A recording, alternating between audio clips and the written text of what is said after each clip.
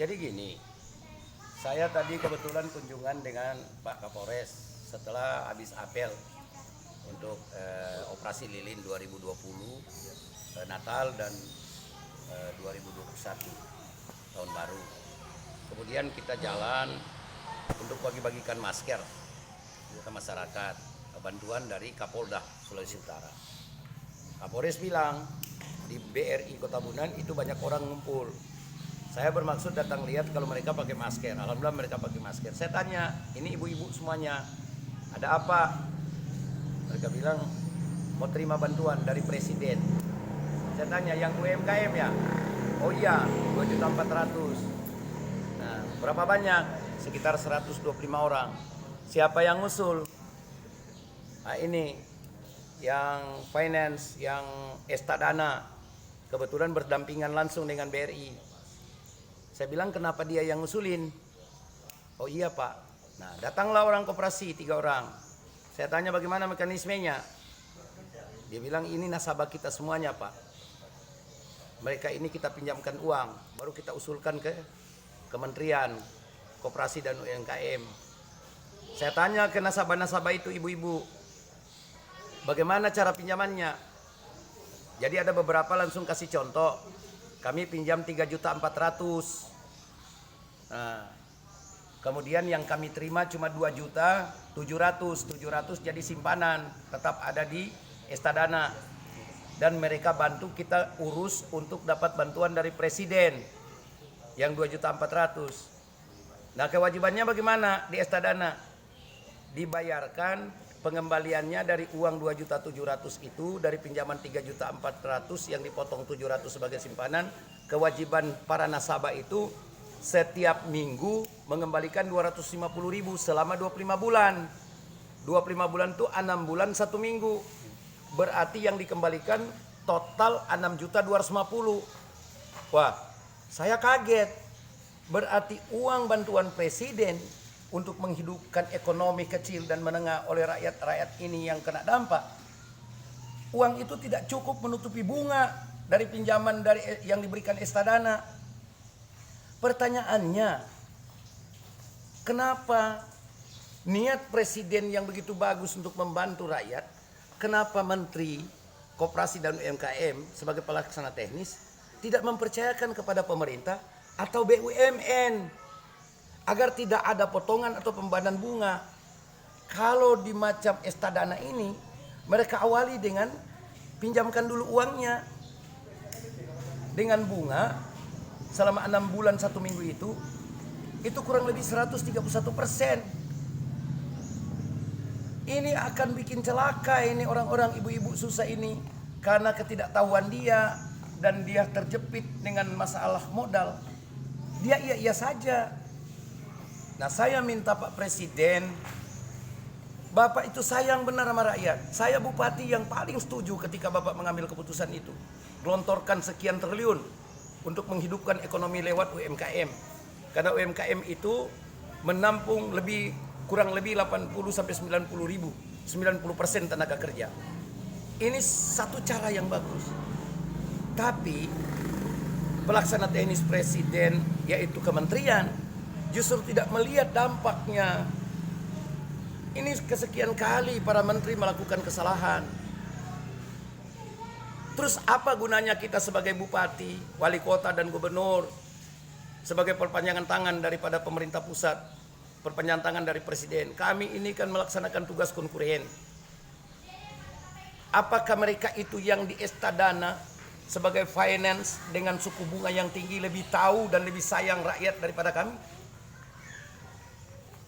Ini kesalahan fatal untuk kesekian kalinya beberapa menteri yang kadang-kadang membuat satu kebijakan tanpa melihat dampaknya.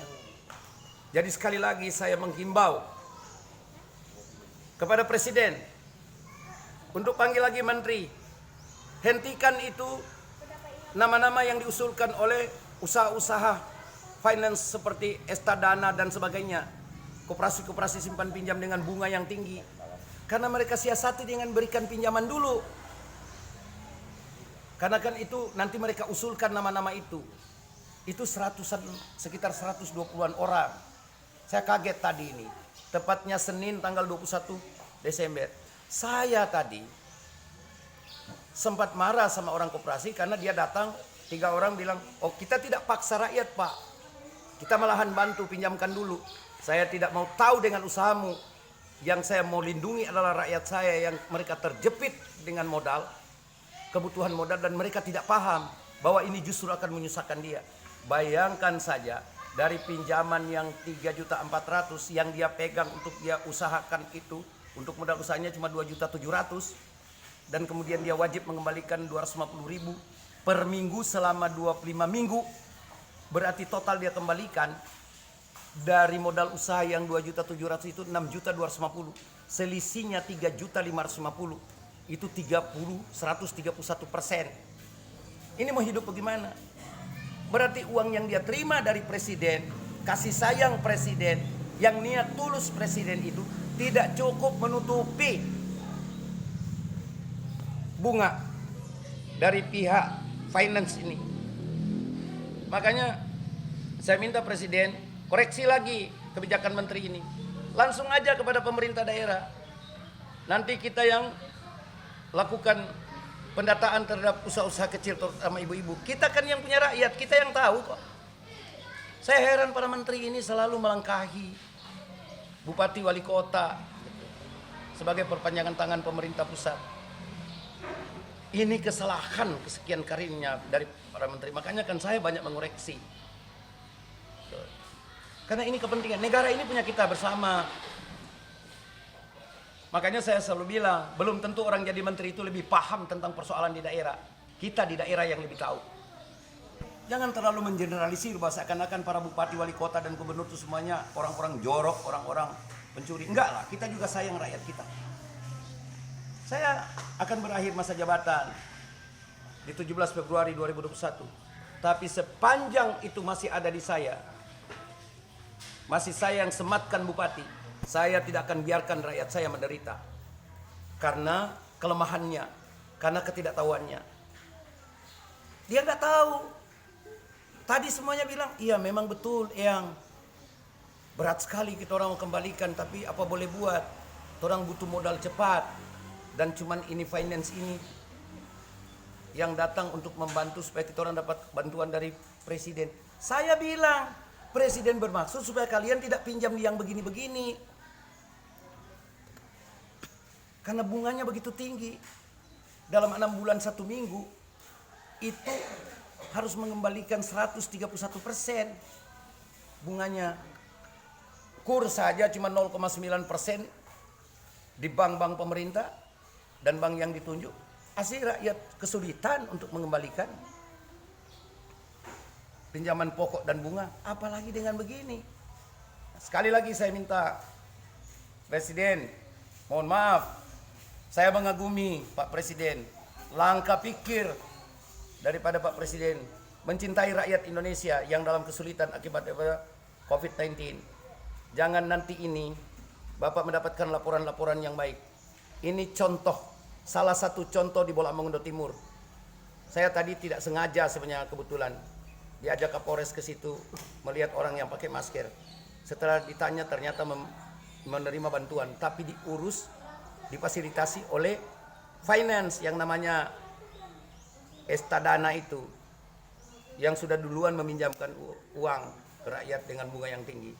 Jadi itu yang bikin saya naik pitam nih. Sampai sore ini saya masih marah sekali itu. Saya tidak mau tinggalkan rakyat saya sebentar. Mereka itu menangis karena terlilit hutang. Tugas kita bagaimana menjadikan rakyat bahagia, bukan harus kaya. Bagaimana rakyat bahagia? Rakyat bahagia itu bukan kaya, tapi dia mampu untuk menyelesaikan permasalahannya hari ini, dan dia mampu untuk memenuhi kebutuhannya hari ini. Karena tidak ada satu kepala pemerintahan dari zaman Nabi Adam sampai sekarang yang mampu membuat rakyatnya semuanya kaya. Tapi yang kita bisa upayakan membuat rakyat kita bahagia. Dan saya melihat itu yang diinginkan oleh Pak Jokowi. Jangan nanti keinginan Pak Jokowi itu disalah artikulasikan oleh para kabinetnya. Yang akhirnya uangnya nyasar, tidak ada manfaat buat rakyat. Itu dari saya.